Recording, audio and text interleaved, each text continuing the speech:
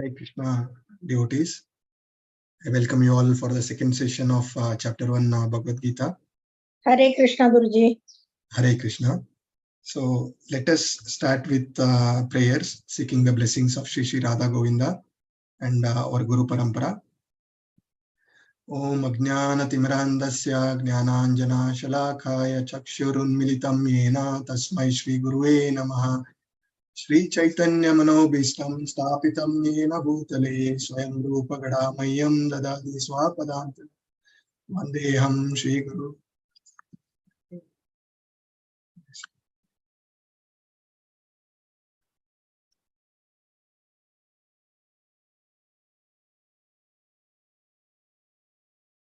Just a minute.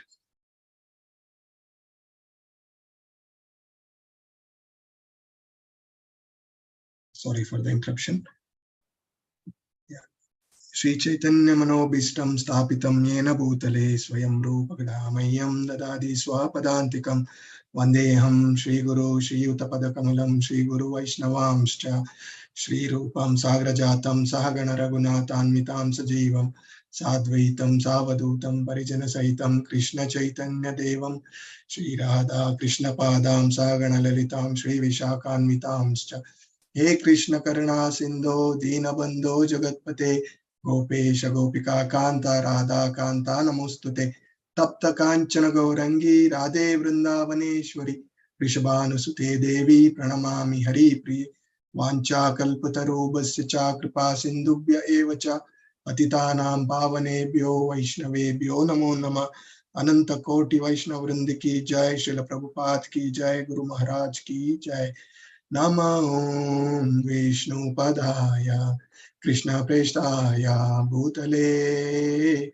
Srimate Bhakti Vedanta Swami Niti Namine Namaste Saraswate Devi Gauravani Pracharine Nirvishesha Shunyavadi Paschatya Desha Tarini Jaya Shri Krishna Chaitanya Prabhu Nityananda Shri Advaita Gadadara Shri Vasadi Gaura Bhakta Vrinda Hare Krishna Krishna Krishna Hare Hare Hare Rama Rama Rama Hare Hare Hare Krishna Krishna Krishna Hare Hare Hare Rama Rama Rama Hare Hare Hare Krishna Krishna Krishna Hare Hare Hare Rama Rama Rama Hare Hare. Hare Krishna. So today we are going into the section 2 of chapter 1. So before getting into chapter the section 2, let us quickly try to revise what we learned yesterday. So some important topics we can just quickly discuss.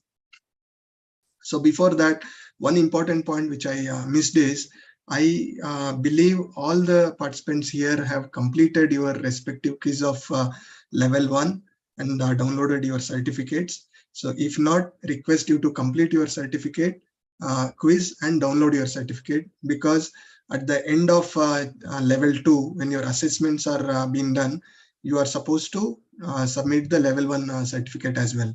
So at that time it will be too late. So presently you can complete that and have this certificate, right? Now moving on to yesterday's Hare Krishna Prabhuji, can you send the link of the quizzes in the group? Okay, Mataji, I will share it in the group. Okay, so now moving on to yesterday's thing, can somebody say what are the key points we learned? Few individually you can come up with 1 or 2 points from yesterday. Hare Krishna.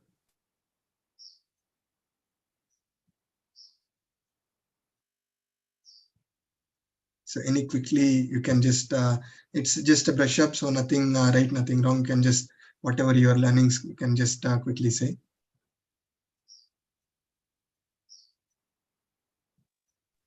Hare Krishna Prabhuji. Hare So, Krishna. we learned that the chapters of Gita, the 18 chapters, can be divided into 3 parts: chapter 1 to 6, then 7 to 12, and then 13 to 18. Very So, nice. yesterday we have talked about how chapter 1 can even be divided into 2 parts, section A and section B. So, section A is from Shlok 1.1 to 1.27, and section B is from Shlok 28 to 46. Right. So yesterday we have focused on section A, where from Shlok 1 to Shlok 13, we see that Sanjay informs King Dhritarashtra of Duryodhana's appraisal of the relatives, Yes. fighting strength of the Pandavas and the Kuru armies. And Bhishma and the Kuru army then loudly blow their conch shells, giving Duryodhana joy. In the second part, which is from Shlok 14 to 19, the blowing of Krishna's and Arjuna's transcendental conch shells and the blowing of conch shells of the other Pandavas and their army, that shatters Duryodhana's heart. On the other hand, from Shlok 20 to 27, Arjun requests Krishna to draw his chariot between the two armies to see many relatives and well-wishers on both the sides. Very Also, nice. also there are a few other parts like Dhritarashtra distinguishes, right? Yeah, we can give a chance to others if somebody want to take. Very nicely, Sure. very nicely summarized, Mataji. You have captured most of the important points. Thank you. So, anybody else wish to add anything?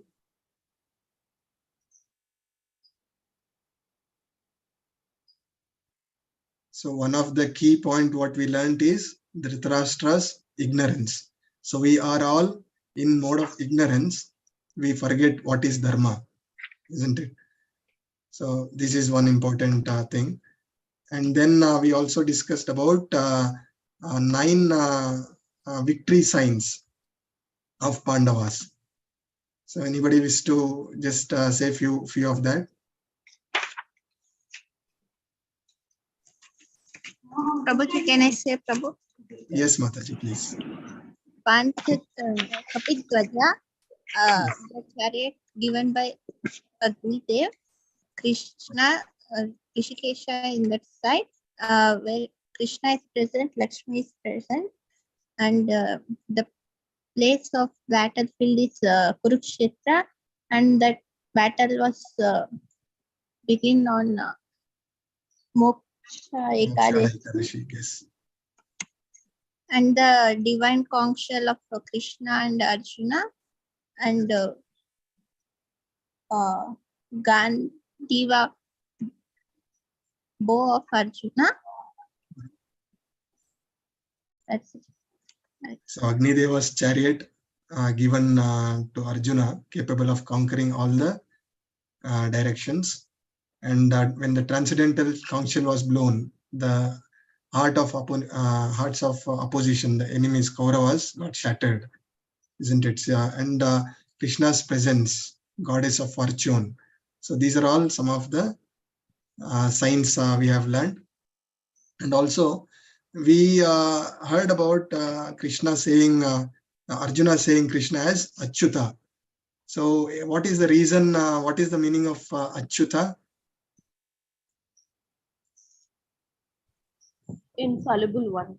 Yes. So Krishna never fails in his affection for his devotees, as well as Krishna never falls from his position being a supreme personality of Godhead, even though he accepted out of love and compassion to be the charioteer of Arjuna. Now, Arjuna is known as Gudakesha. Why he is known as Gudakesha? Because he conquered sleep.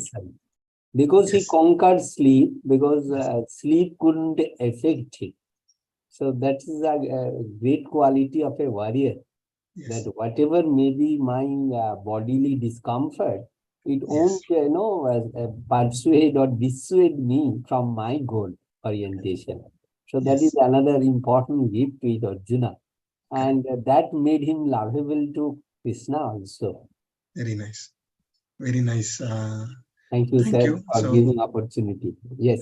Thank you very much. So very nicely captured. So we will now move to the second session, section 2 of the today. So it is starting from verse 28. I'll just share the screen.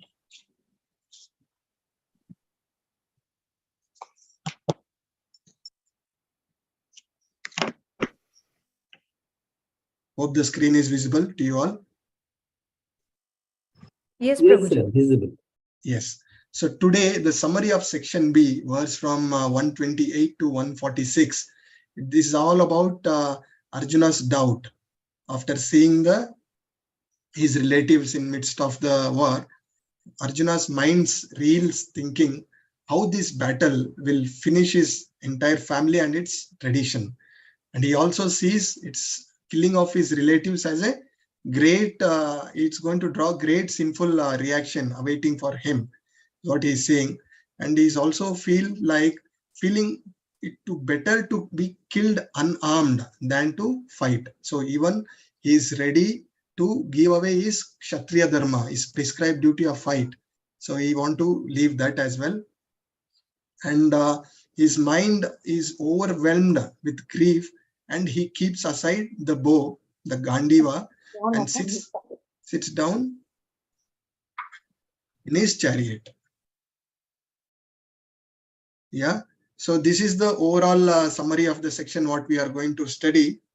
Let us go verse by verse now, understand more in detail.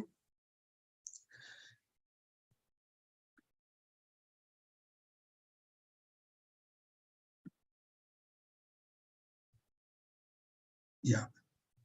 So the verse 28 and 29. So Arjuna's reaction after seeing his relatives. So some of the symptoms of he getting bewildered is his limbs, the body start queering and the mouth starts drying up. So these are some of the why this is happening is he's getting compassion, out of compassion as well as the sympathy, knowing there is an imminent death for all that who have assembled. He is forcing, is not because his weakness of seeing the great armies, but he knows that all these relatives are going to be dead at the end of this war. So because of that, he is getting compassionate about it. And this also shows some of the godly qualities of Jain devotees. Whereas if you see the Kauravas, they are not bothered about all these things. They are so materially attached. They want to win this war and get the riches and rule the kingdom. They are not bothering whether the Pandavas are their relatives or not. They want to fight. But at the same time, as a pure devotee, Arjuna is showing these godly qualities. And further, it says in Sloka 29, the body trembling, hair standing on ends, both ends. So this experience happens in two ways. So one, it is said as when somebody gets the great spiritual ecstasy, such experience we have experienced. And at the same time, when we are in great fear because of the material condition, we also get affected with such a situation. And it is also said that the bow, the Gandiva, so popular Gandiva of Arjuna, is also slipping out of his hands. He said here. And the verse 30, here Krishna sees only the cause of misfortune. So Krishna is asking Arjuna, Arjuna is asking Krishna, what kind of fortune it is going to bring us winning this war? It is only we are going to get misfortune. Again here, by Krishna's will, all these things is happening, isn't it? But Arjuna, with his bodily weakness and bodily concept of life, he is seeing as all these relatives and they are going to get killed. Whereas as we discussed yesterday, there is soul is eternal. The body is temporary, isn't it? Soul, there is no death. But here with this bewilderment, he is forgetting all these things. Similarly, even in our day-to-day cases, now it is said that we have to satisfy the senses of Krishna, but we forget all these things and we continue to satisfy our own senses. Just a simple example, if we see a fruit on a tree, we pluck it and we eat it. So we are trying to enjoy the material nature.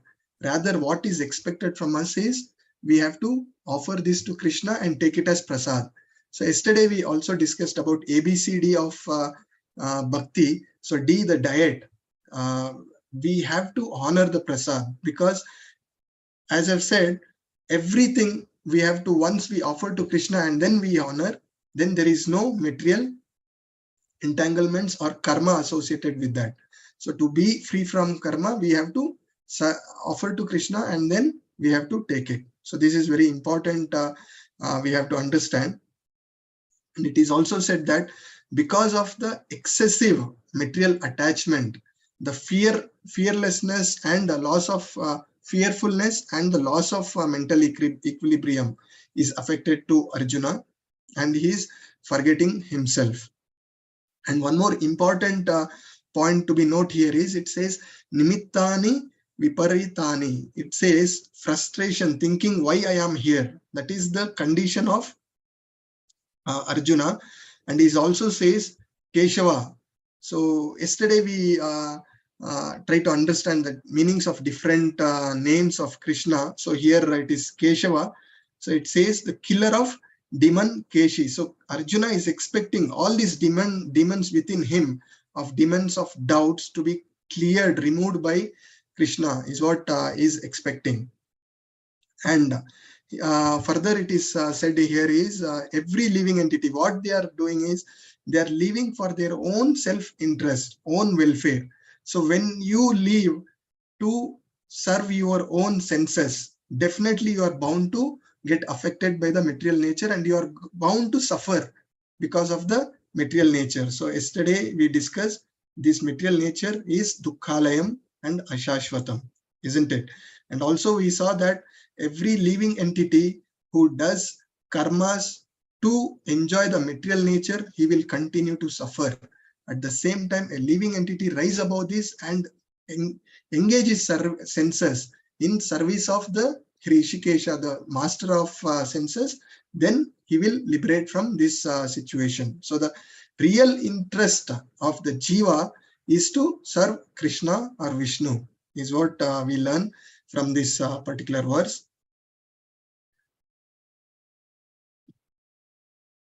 So moving further, here these are the symptoms of Arjuna's compassion is being explained here. So the various parts of body and the symptoms, the limbs are quivering, mouth is drying up, the whole body is trembling of Arjuna, hair of body, the standing on the ends, hands. Hare Krishna. Yeah, please keep muted when you are not speaking. And the hands, the Gandiva is the bow of Arjuna. It is slipping from his hand. Skin started burning. Legs, he is unable to stand longer due to this impatient. He want to just run away from this situation, run away from this war. Forgetting myself and my mind reeling is what he says, due to the weakness of his heart. And he sees only cause of misfortune. This war is only going to bring misfortune to him, even if he wins this war, is what he is thinking within him. And then moving on to the verse 31, here Arjuna cannot enjoy the kingdom at cost of killing relatives, is what he says. Here he is forgetting his prescribed duty as a Kshatriya, and for him this war is the only way to regain his territory, and he has to rule this as a Kshatriya. He has to rule his land, but he is ready to go to forest, he is ready to beg, but he don't want to kill. So these are all his weakness being exhibited here. And here in purport, Srila Prabhupada says that Kshatriya dying in the battlefield, even if you die, you don't win, but if you die on the order of Krishna, still you get higher planets. You get eligible to move to the sun planet or the renounced order of life devoted to Krishna. Once you leave serving Krishna in renounced order, you get higher planets. But here Arjuna is forgetting his moral codes of being a Kshatriya. And also there is a beautiful analogy which is given here. So as a living entity being attracted to bodily relationship, he is hoping to be happy, and killing of his relatives, he feels there is no happiness in life and not willing to fight, and he deciding to lead a secluded life in forest. So the analogy which is given is a cook. So cook duty is to cook.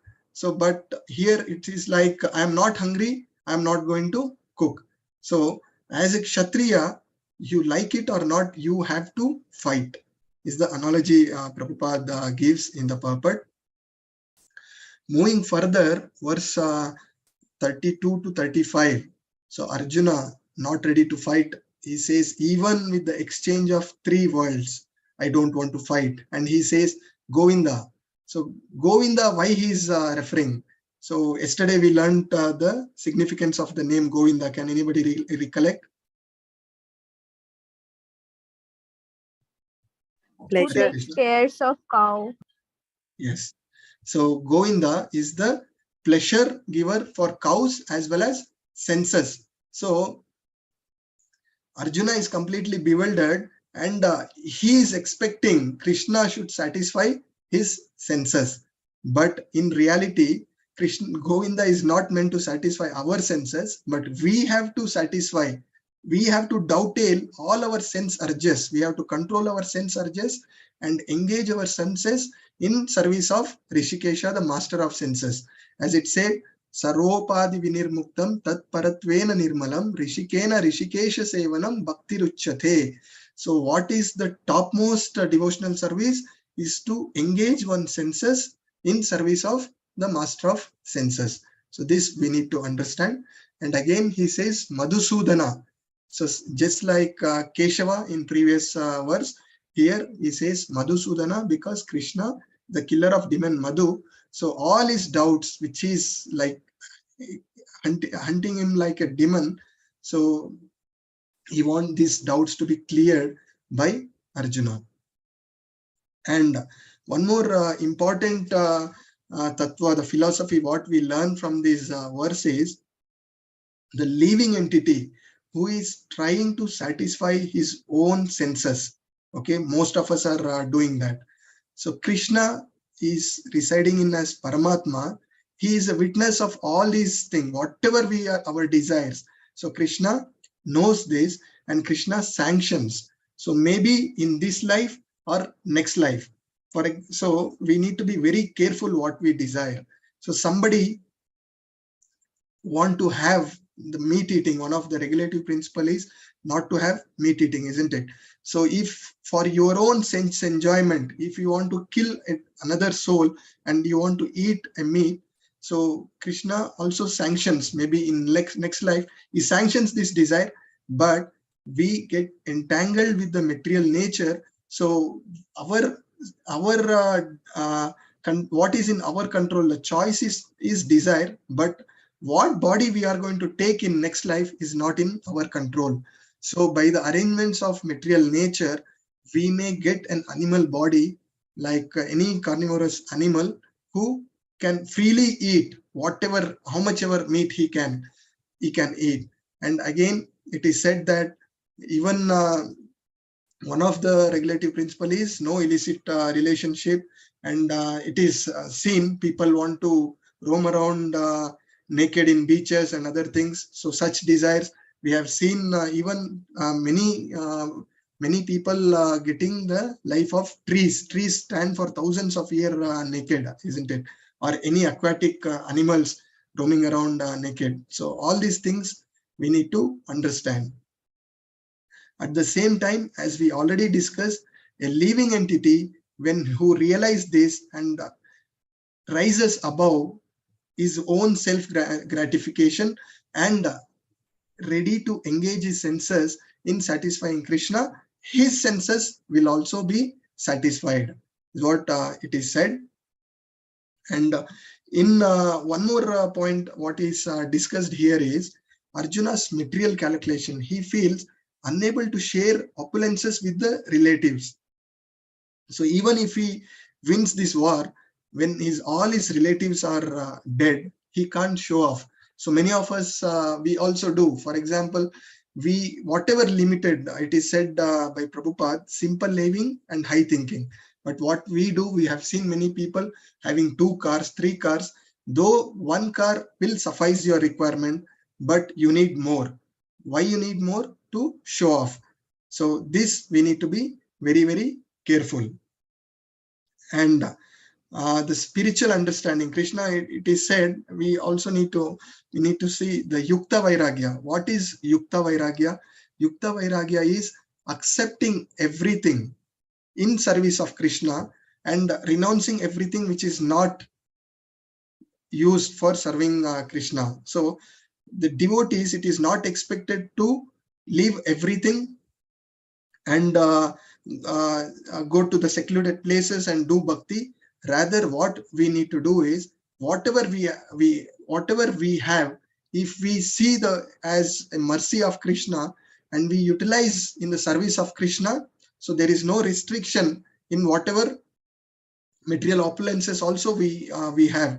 So there is a beautiful verse in Bhakti Rasamrita Sindhu, verse 1.2.255. It says, Anasaktasya Vishya Yatharam Upayunjato Nirbandha Krishna Sambandhe Yukta Vairagyam Uchyate.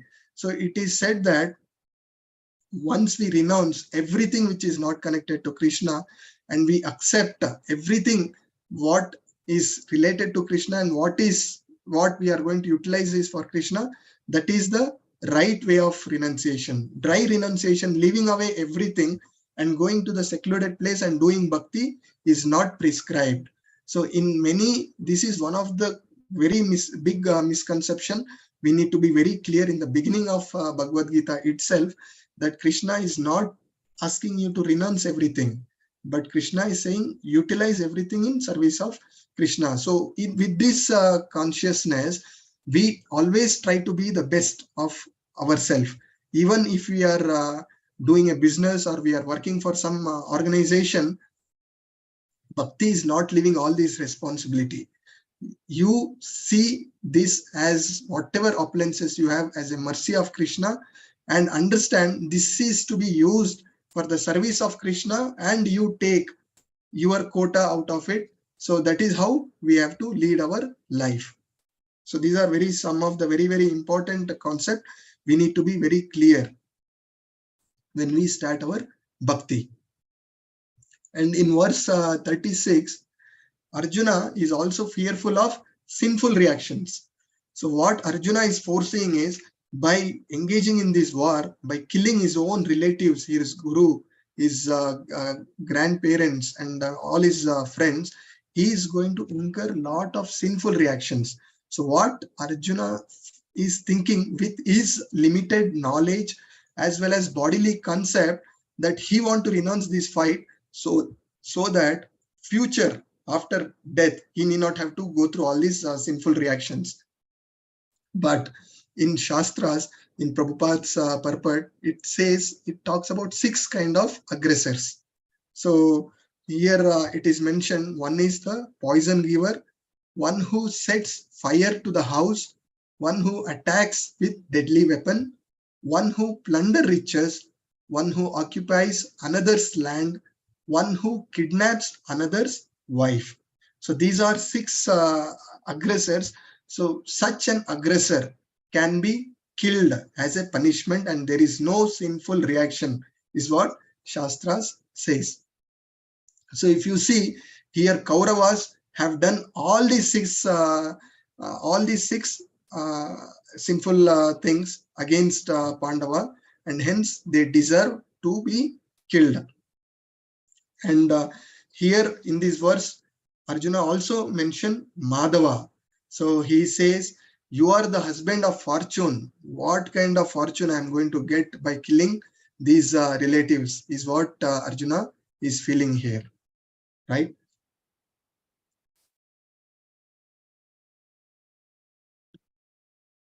So moving further, verse 37 to 39, Arjuna sees the next reason not to fight is destruction of family. here Arjuna sees due to greed, the opposite party is ready to kill. So opposite party with the greed for material enjoyment, they are ready to kill. But why should we get into such a sinful activity is what he is telling. And secondly, as I've told you before, he want to renounce his prescribed duty. And it is said Kshatriya should not refuse invitation for war or gambling. So some of them also previously, even I had this doubt that why Pandavas got into gambling match with Kauravas. So these are the thing that as a Kshatriya, anybody inviting you for gambling or war, you are not supposed to refuse this invite, is what it is said. And further, verse 39, he says the destruction of dynasty and the family tradition is vanquished, and family gets involved in irreligious activity. So these are all the excuses Arjuna is giving. And also in purport, there is a mention of Varnashrama system. So in Bhagavad Gita 4.13, this again is a very important thing we need to understand. There is a beautiful sloka which says Chaturvarnam Maya Shishtam Guna Karma Vibhagasa. So Guna Karma Vibhagasa.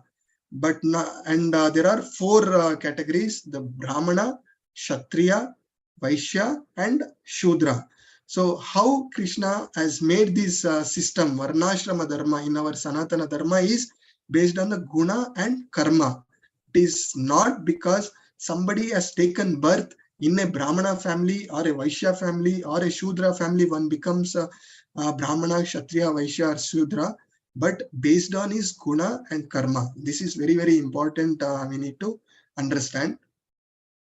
And as part of Varnashrama system, the elder member of the family is responsible for doing all the samskaras, isn't it? When now most of the samskaras is getting reduced, though some of the samskaras still some of the families are following in our Sanatana Dharma.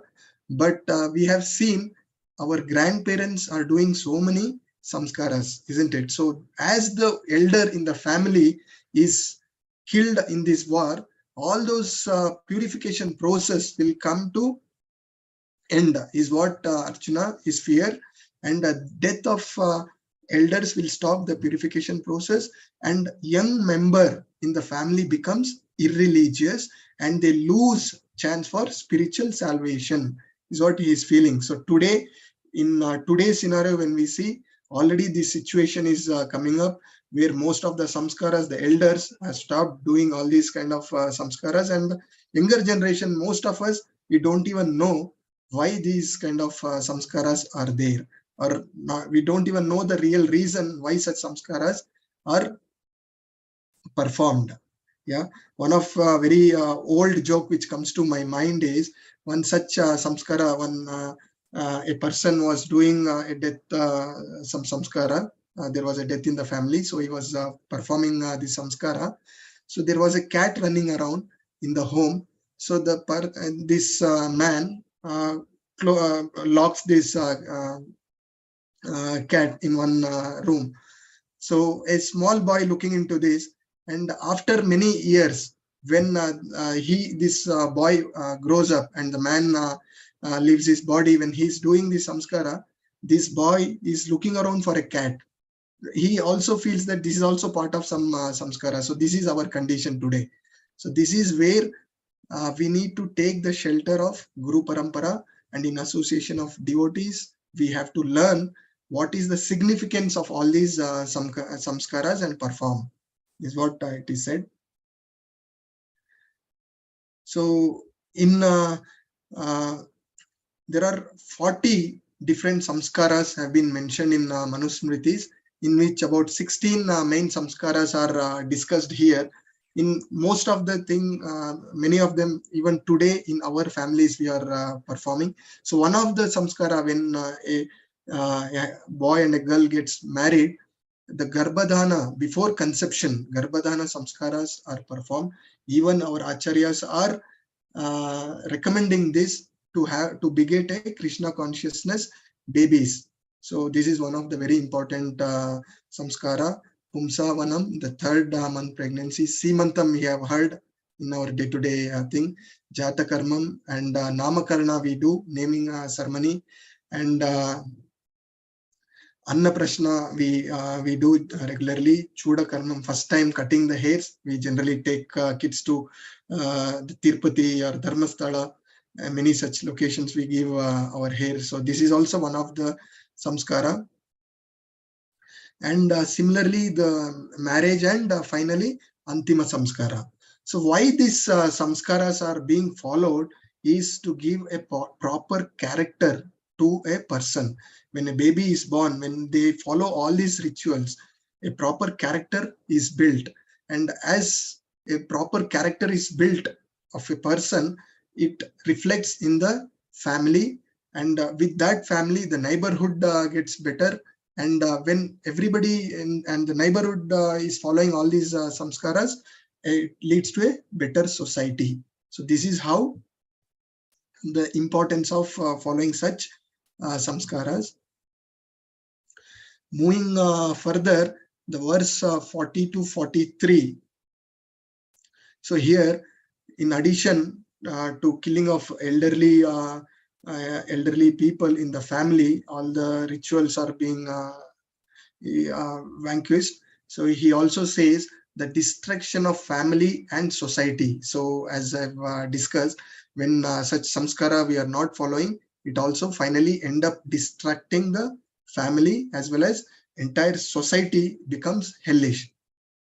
And the Varnashrama Dharma, the Varnashrama system, why it is developed is to maintain peace, prosperity, and spiritual progress in the individual's life. So Arjuna says to Krishna, by continuing with this war, the Varnashrama system will be failed, is what he's saying. So these are all again Krishna is going to clarify in next chapter. So whatever Arjuna is telling is with his bodily concept and his limited understanding. So he is bewildered. So all these things is coming out. Okay. So he says the elders of the family, member of the family, when they are killed, so the purification process will be stopped, and the young member will become irreligious and they lose chance for spiritual salvation. And what is happening with the young member being irreligious? The woman in the society gets polluted. So it is said the woman and child need the maximum protection. Woman, as it is said, when she's young, she's under the protection of her father, and when married, she's under the protection of husband, and at old age, she's under the protection of his son.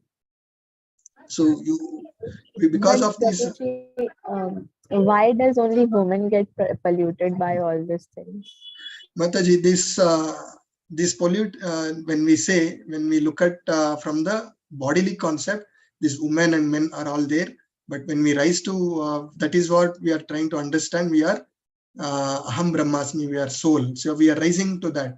So here it is at first chapter at this level, we are discussing this. And also even in Shastras, it is said that always women need protection.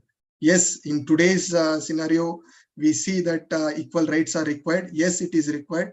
When we see women as well as men, when we see there is this women has their own strong points and men has their own strong points. When we talk about men, the determination is stronger in men, whereas in women, the love, the compassion, and to take care of the family, she has better strength.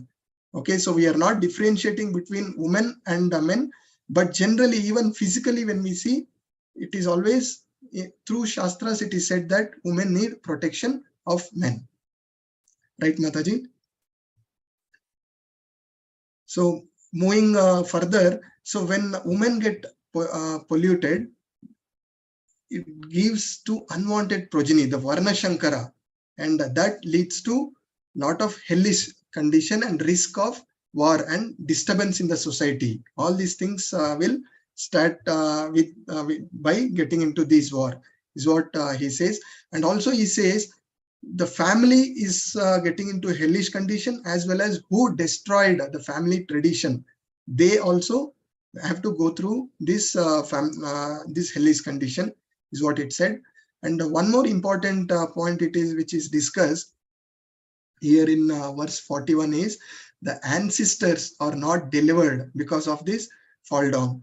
So some of the people who leave the body because of their sinful reactions, they go to Pritraloka. So when we do all these samskara, antima samskara, by offering Vishnu Prasad, they also get delivered.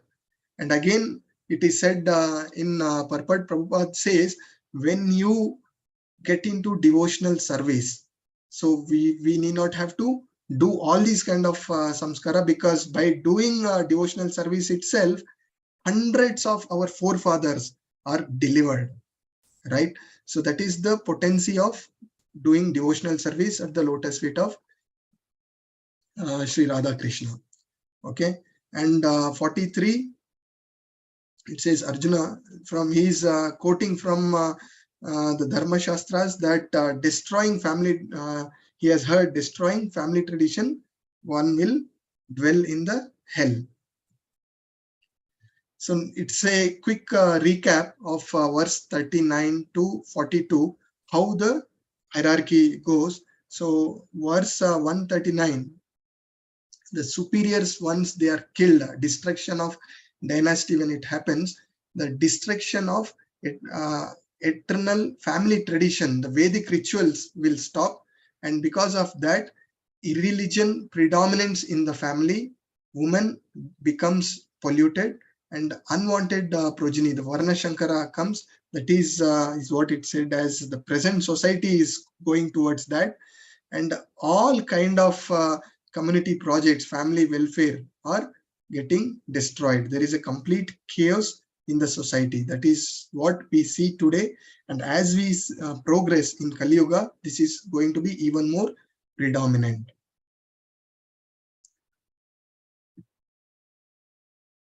And verse 44 to 46, so the next thing he says, Arjuna, fear of sinful reactions. So the Kauravas, driven by their desire to enjoy the royal happiness, they are ready to kill, but Arjuna feels why we should be killing all these relatives and then get a sinful reaction, and better to die unarmed in the battlefield, is what he says. Again, it shows the soft-heartedness of being a devotee.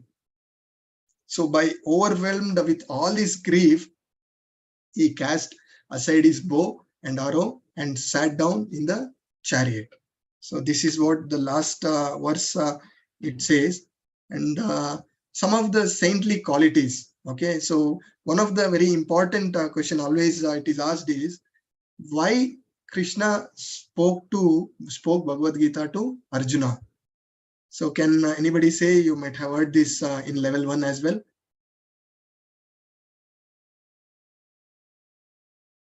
Hare Krishna. Hare Krishna, Prabhu. Yes, sir. Yes. So anyone can say?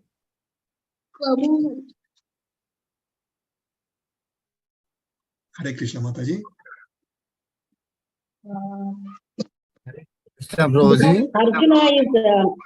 Arjuna is not envious towards Krishna. And he is Bhakta and Saka of Krishna. Yes, correct, Mataji. So Also, completely yes. So in addition he believes to that, in Krishna. Yes, Mataji, absolutely right.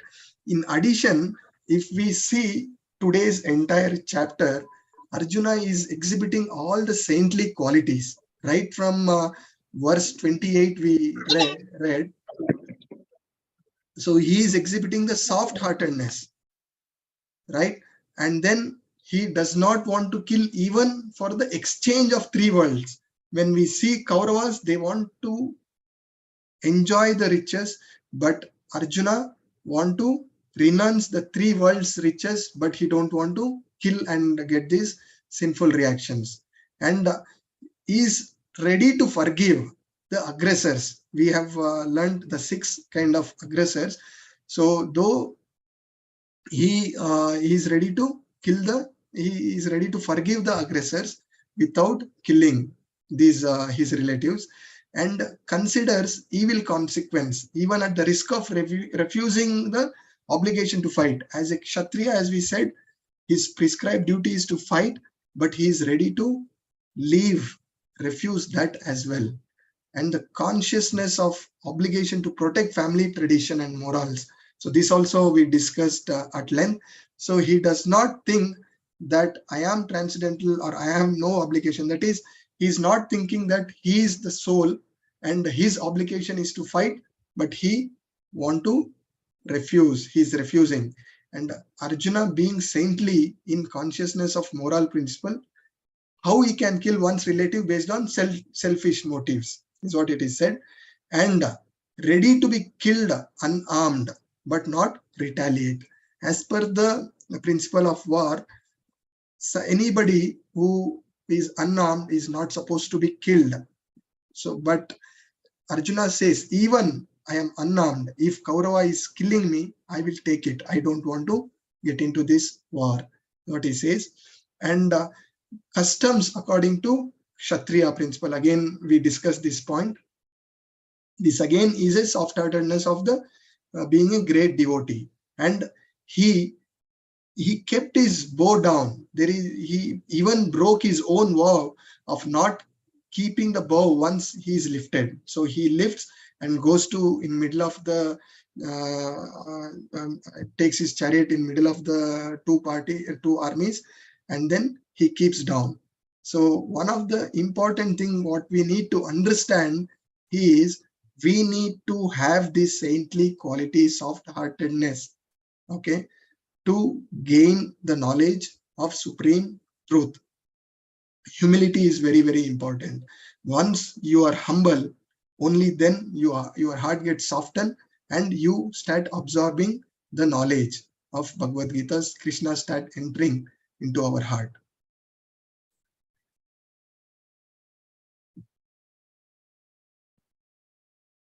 And the summary, the 5 reasons we have discussed. Can somebody say what are the 5 reasons it was discussed? Compassion, no enjoyment, indecision, family tradition, sinful act. Yes, correct, Mataji.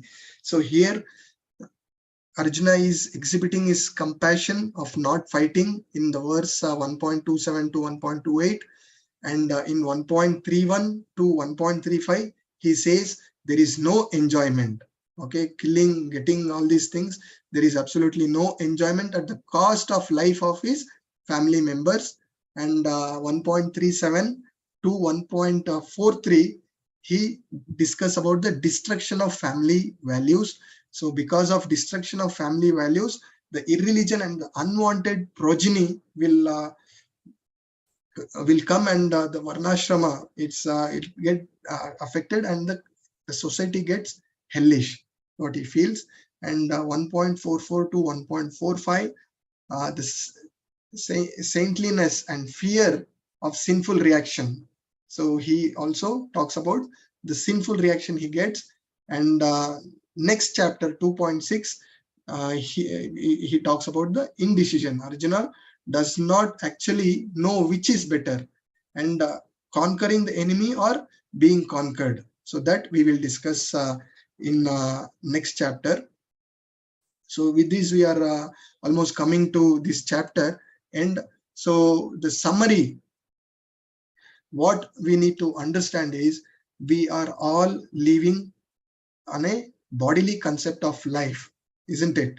What is the difference between an animal as well as us? Can somebody say? As we know, we have a sixth sense. May I try, sir? Please, Prabhu. Yes. As you have asked a very insightful question, that what is the difference between animal and human being? So this is a question attached directly and discussed at length in Bhagavad Gita itself, as you have pointed out nicely. Sir, one thing that is very important to it, that the gift of compassion, the gift of, the decision making, the gift of choice, that what to do and what not to do, and especially the future consequence, the thought of future consequence, what would happen if I do this way or that way? So these are all features of human beings. And for an example, when tiger is hungry, a tiger will kill the prey that it wants to. And with human beings, again the question would be just like Arjuna, who are soft-hearted people and who are having the real gifts of devotees. They would definitely ask that what I need to do at this point of dilemma. So that's a very important thing with human beings, that you have delineated so closely with reference to chapter 1 of this Bhagavad Gita, as we have got today, and especially the last part that you did today from 28 to the last. We have got so many features that are already entwined with the question or questioning mind of Arjuna, that what to do next, because there are so many complexities that are going to happen, like Varna Shankara and other things you have pointed out so nicely. So these are the thoughts that would come definitely to human beings who are soft-hearted, who are compassionate, who are having the qualities of devotees. Over to you, sir. Thank you, sir. Thank you very much, Prabhu. Yes, Mataji, just I'd like to thank for all the valuable insights Prabhu just said. So please tell me, Mataji, what you have to add. Like we as humans, we are the only ones who are capable of performing devotional activities towards the Lord.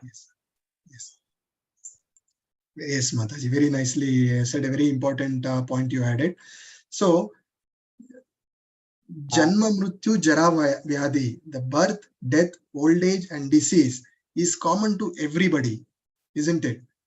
And what differentiates us is our ability to know the self-realization.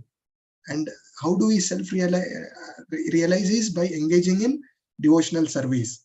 And it is also said that human body is the most important body, because only in this body you can engage in devotional service to the Supreme Lord and break free from these material entanglements, right? So we need to rise above this situation. If we are living like an animals, we are most of the time we are living for mating, defending, so all these things. So we have to rise above this. So what we get to learn from this chapter is Aham Brahmasmi. We are the spirit soul, part and parcel of Krishna. So this realization, we need to rise. So this is very, very important takeaway for the day. And tomorrow being Sri Ramanavami, I just wanted to add a very nice thing, because whatever we are learning in Bhagavad Gita or Bhagavatam or any other scriptures, one thing we need to note very clearly, all these things should lead us to increase our taste for Harinam, isn't it? Yesterday, we discussed what Shiva talks about Vishnu Aradhanam to Parvati, where he says, Aradhanam Sarvesham Vishnu Aradhanam Param Tasmat Parataram Devi Tadiyanam Samarchanam. So here we learned yesterday, among all the worship, worshipping Vishnu is the most topmost, and that is the only way a living entity, the Jiva, gets liberation, isn't it? Now, today, a very interesting verse I thought of sharing with you. Parvati asked Shiva that Vishnu Aradhanam is the topmost, isn't it? And Vishnu Sahasranama is the only way one gets liberated. How many have chanted Vishnu Sahasranama, know about Sahasranama? How much Yes, time it Prabhuji. takes? 20 minutes. 20 minutes for Vishnu Sahasranama. Very thanks for this input. So Parvati is asking this very important question. In Kali Yuga, people with limited time, memory, and always running after their own material bodily concept, they are all running around. What is the, they don't have this 20 minutes also to chant. We don't chant Hare 5 minutes or 6 minutes Hare Krishna Mahamantra. 20 minutes, who is going to do Vishnu Sahasranama? How, what is the path of delivery for these jivas? Parvati asked to Shiva. Most of the Shiva temples in South India have heard this sloka. Shri Rama Rama Rameti Rame Rame Manorame Sahasranama Tattulyam Ramanama Varanane. So this is what Shiva says to Parvati Devi, that any living entity chant Ramanam 3 times, it is having the same potency of chanting Vishnu Sahasranam, right? And Hare Krishna Mahamantra, I said Hare Krishna, Krishna Krishna, Hare Hare, Hare Rama, Rama Rama, Hare Hare. So how many times we are chanting the name of Rama? So 3 times calling out the name of Rama, it is like chanting, saying Vishnu Sahasranama. And it is also said, if you call out 1 time Krishna, it is like chanting 3 times Rama, right? So 4 times in Hare Krishna Mahamantra, 4 times we call out Krishna, it is like chanting 4 times Vishnu Sahasranama. So you can do your mathematics. I have that link, I'll just share in the group. Meanwhile, you can see, just by chanting 1 time Hare Krishna Mahamantra, how many times Vishnu Sahasranama we are chanting, and into 108 times is the 1 round. So can you imagine the potency of chanting Hare Krishna Mahamantra? And I said yesterday, Harer Nama, Harer Nama, Harer Nameva Kevalam, Kalo Nasteva, Nasteva, Nasteva Gatir Anyatha. So Harinam is the only way to get delivered from this Kali Kalmasha, right? So no other way, no other way, no other way. So with this, I would like to end my today's chapter. I forgot again to share my attendance thing. Today I will just share it. So meanwhile, any realizations, anything you want to share, you can discuss. Prabhuji, may I ask a basic question? Yeah, just a minute, Prabhu. I'll let me just post this attendance link. Okay. And,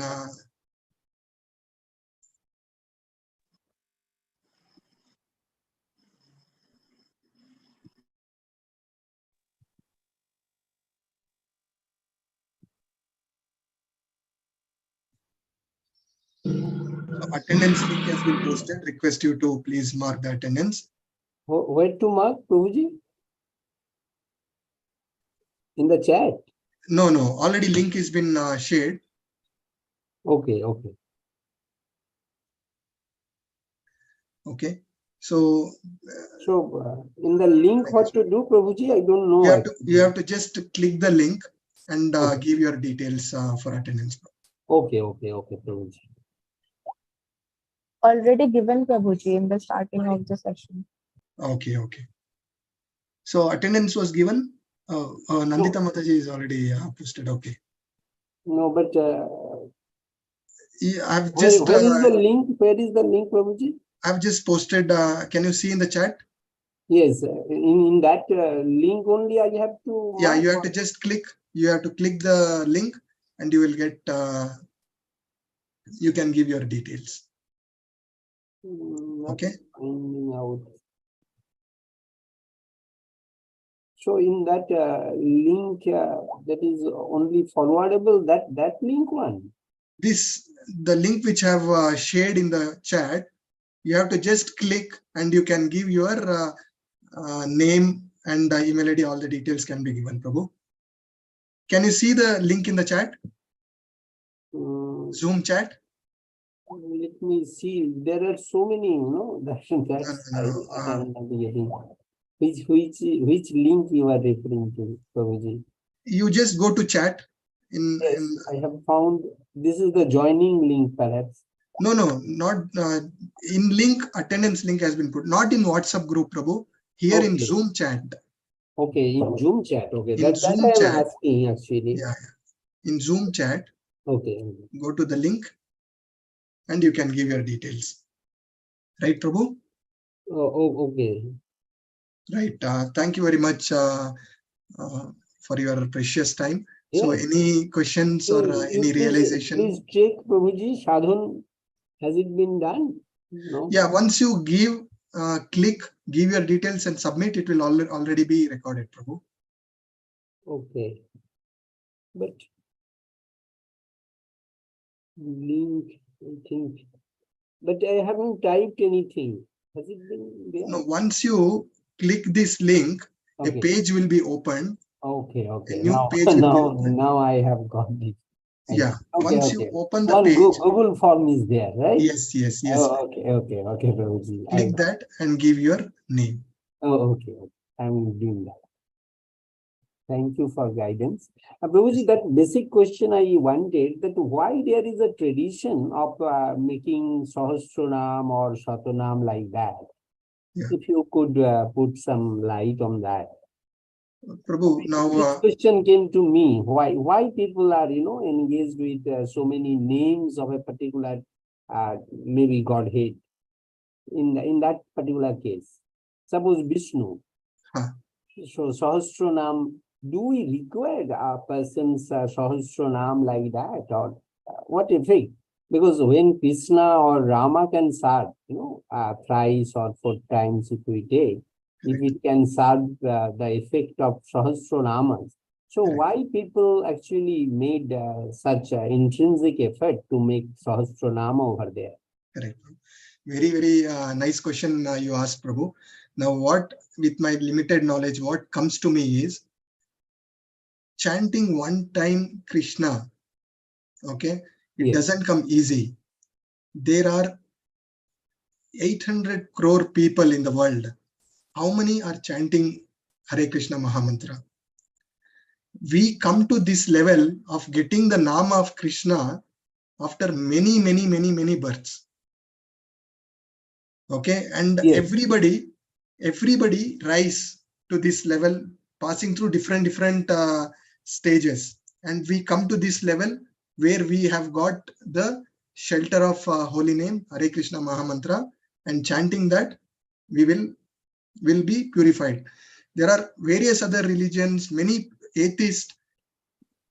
Now, as we know, as we progress further, there are 84 lakh species, and soul transmigrate through different levels and come to this stage, isn't it? So we can say Hare Krishna Mahamantra is the highest level. So we have to achieve, we have to earn this holy name. And we are all very fortunate in this lifetime we have got this.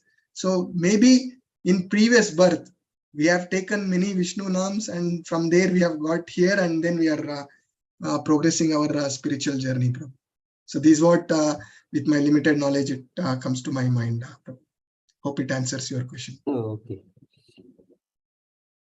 So any other questions for the day? Prabhu, starting 15 minutes, I missed the class. Do you post this link in the group? Yes, you will get the recording, Mataji. Okay. Yeah, so maybe after this class, Nandita Mataji is going to share the quiz link. So please attend the quiz. Quizzes are very simple. As you progress, you can attend the quiz and you can progress. Which name of teacher I should select? Santosh VK, Prabhu. Okay. My name is Santosh VK. Okay. Are you from Tirupati region? No, Prabhu, I am from Bangalore. Okay. Good. Okay. Hare Krishna, Prabhuji. Yes, Mataji. As per 4 regulative principles, we should not involve in the gambling as it destroys the truthfulness. So why it is not case for the Satriyas, like you have told? Correct.